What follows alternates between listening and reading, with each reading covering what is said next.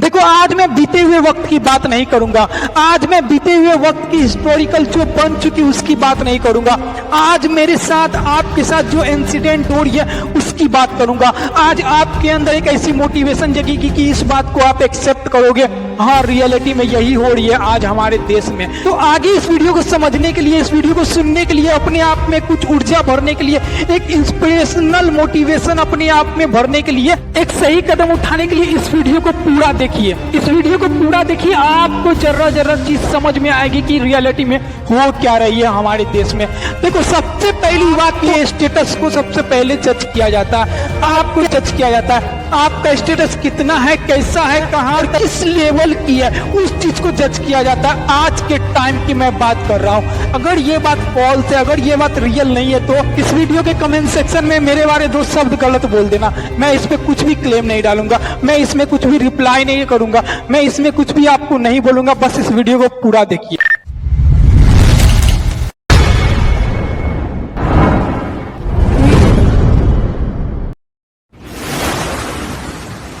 क्या है आपकी औकात, कितनी है आपकी औकात, कहां तक है आपकी औकात, किस लेवल की है आपकी औकात, कैसा है आपकी औकात। औकात औकात औकात, ये हो क्या रहा है इस जनरेशन में। आप कहीं भी हो, कैसे भी हो, जिस भी हाल में हो, चाहे आप अपने अंदर किसी भी चीज को फेस कर रहे हो, चाहे आपको बहुत सी चीजों को फेस करनी पड़ रही है लेकिन किसी से शेयर नहीं कर पा रहे हो, आपकी कंडीशन कैसी है, आपको क्या क्या सहना पड़ रहा है, आप अपने औकात को किस लेवल तक रखते हो, ये सब चीज आज के जनरेशन में नहीं देखी जाएगी।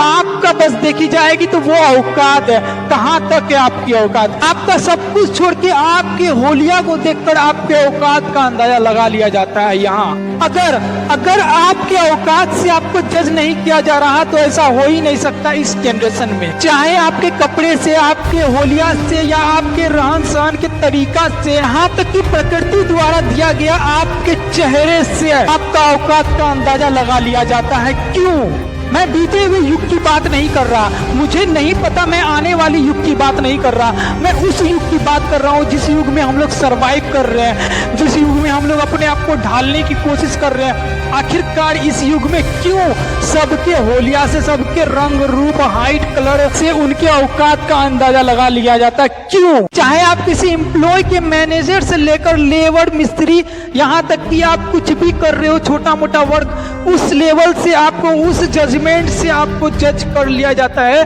कि आपकी औकात क्या होगी, कैसी होगी, किस लेवल की होगी, कितनी होगी। आपको हर तरीका से, यहाँ हर अंदाज से आपके औकात का अंदाजा लगा लिया जाता है। यानी कि मिला जुला कर बोले तो हमें हर तरह से, हर तरीका से हमारे औकात का अंदाजा लगा लिया जाता है। आपके खाने पीने, उठने बैठने, देखो आज की जिंदगी की यही सच्चाई है, 100% यही सच्चाई है। इसको लेकर आप अपने में कहीं उठने बैठने, कहीं रहने या किसी के साथ रहने, फ्रेंडशिप वगैरह में आपका थिंकिंग आने लगता है कि वो कैसा होगा, वो किस मुकाम के साथ होगा, मैं उनके साथ कंफर्टेबल हूँ या नहीं, या मैं उससे कोलिब्रेट करूँ या नहीं, मैं उनके साथ मीटअप करूँ या नहीं, मैं उनके साथ दो शब्द कैसे बोल पाऊंगा। इन सब चीजों को देखकर आपके अंदर एक हेजिटेशन बनती है कि मैं उनके साथ कैसा ट्रीट कर पाऊंगा, मैं उनके साथ कैसा बिहेव कर पाऊंगा, मैं उनके साथ उठ बैठ भी पाऊंगा या उसके साथ दो शब्द भी बोल पाऊंगा। ये सब एनवायरनमेंट आपको, आपके अंदर एक छोटी सी सोच पैदा कर देती है कि मैं उसके लायक हूँ भी या नहीं हूँ। ये सच है दोस्तों। ये सब देखकर हमारे अंदर कुछ अजीब सी एक्टिविटीज जगने लगती है कि मैं कहाँ कंफर्टेबल हूँ, कहाँ कंफर्टेबल नहीं हूँ। तो मैं इन सब बातों से आप में ये इम्प्रूव देना चाहता हूँ कि हमें हमारे भारत में एक धर्म निरपेक्ष के तौर पर हमें यहाँ रहने का अवसर मिला B.R. अम्बेडकर के बड़े कुर्बानी से। इसका मतलब ये है कि हमारा ये भारत देश हमारा रियल होम कंडीशन है। चाहे इसमें जितने धर्म अपना निवास कर रहे हो, जिस भी हाल में निवास कर रहे हो, जैसे भी कंडीशंस में यहाँ निवास कर रहे हो, अगर इसमें कुछ ठोस निकालकर हमें अलग करने की कोशिश की जा रही है, अगर हमारे अंदर एक कमी पैदा की जा रही है चाहे किसी भी जरिया से, तो वो थर्ड पर्सन इंसान एक प्रोपोगेंडा चला रहा होगा। इस धर्म निरपेक्षता को तोड़ दे। क्यों आखिर ऐसा? ये सब एक स्टेटस है, ये सब एक औकात का अंदाजा लगाकर हमारे साथ ट्रीट किया जा रहा है। ऐसा क्यों? ये लोग ये नहीं जानते इसी धर्म निरपेक्षता के कारण हमारा कंट्री पूरे वर्ल्ड में द ग्रेट कंट्री के नाम से जाना जाता है कि भारत एक ग्रेट कंट्री है। ये कंट्री अपना लोहा मनवाया है और यह एक ग्रेट कंट्री बना है और ये लायक है। तो हम क्यों हर तरह से, हर जगह से, रवैया से, जाति से, धर्म से, रंग से, रूप से, खाने पीने से, उठने बैठने से, चलने से, किसी से बात करने से, छोटे बड़े से, अमीर गरीब से, क्यों हम उसके औकात का अंदाजा लगाने लगते हैं?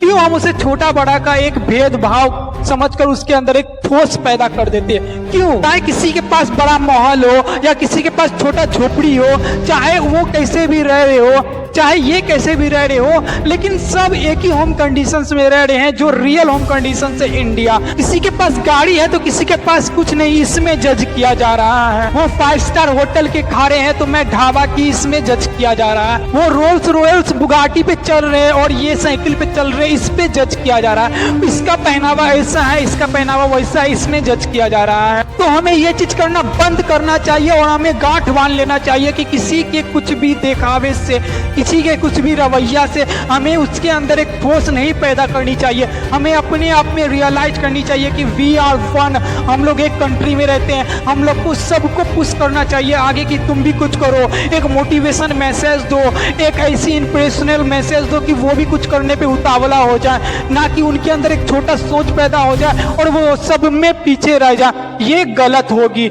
ये गलत मैसेज जाएगा।